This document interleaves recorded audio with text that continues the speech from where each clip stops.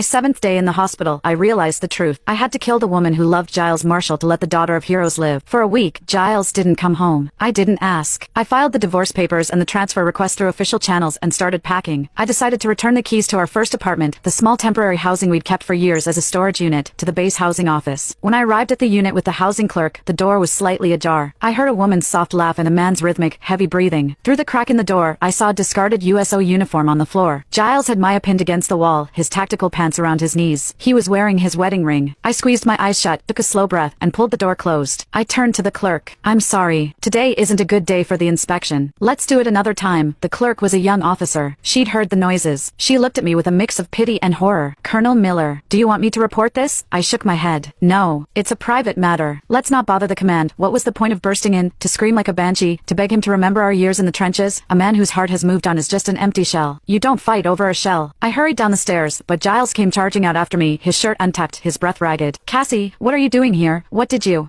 hear?" I pulled my wrist away, my face a mask of calm. I was dropping off the keys. The door was closed, so I left. He let out a visible breath of relief, thinking I was just being sentimental about our old place. I was on maneuvers all week, just got back. Maya needed a place to rehearse, so I let her use the key. Don't overthink it. I didn't bother pointing out the lie. I turned to leave. Suddenly, the sound of glass shattering erupted from inside the apartment, followed by the roar of a flash fire. Giles's face transformed. He grabbed my jaw, his eyes burning with a terrifying rage. "Did you do this, Cassie? I thought you were finally being rational, but this petty, dangerous bullshit? If Maya is hurt in there, I will personally see you court-martialed." He shoved me aside and ran into the smoke. I started to walk away, but then I remembered, my parents' original documents and the divorce filing were locked in the old safe in that bedroom. I grabbed a fire extinguisher from the hallway, smashed the window, and dived into the heat. The room was thick with black smoke. Giles was already carrying Maya out. When he saw me, his eyes went cold. "What are you doing? Get out!" I ignored him and ran for the bedroom. The curtains were melting. The safe was right next to the burning closet. "Cassie, you're going to die for a safe? Get out!" Giles roared from the doorway. I knelt by the safe, spinning the dial. As the door clicked open, the overhead light fixture, heavy and wreathed in flames, buckled. Giles instinctively shielded Maya and jumped back toward the exit. The blast of heat threw me backward. Glass shards sliced into my arms, blood soaking through my shirt instantly. I clawed the envelope out of the safe and tucked it against my chest. The smoke filled my lungs. The world blurred. The last thing I heard was the sound of Giles's boots running away from me, and the distant, lonely wail of a siren. When I woke up, I was back in the military hospital. Giles was sitting by the bed, holding the scorched envelope. Inside were 2 red booklets. "Marriage licenses. You almost died for our marriage licenses?" His voice was tight. "Cassie, you have a hairline fracture in your leg, smoke inhalation, and second-degree burns. You almost didn't make it." I reached out and took the envelope back. There were no marriage licenses in there. Just the documents I needed to leave him and the proof of who I actually was. Giles watched me clutch the envelope, his brow furrowed. "We all could have gotten out fine, but you had to make it a choice.